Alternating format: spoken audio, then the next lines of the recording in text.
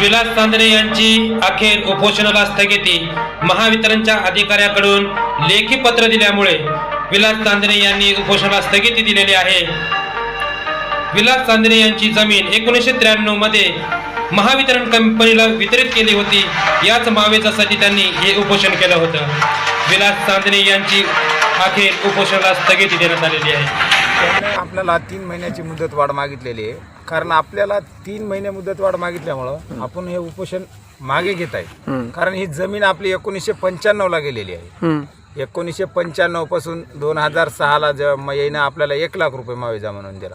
ते किराया म्हणून आल्यामुळं आपण पैसे स्वीकारलेले आहेत.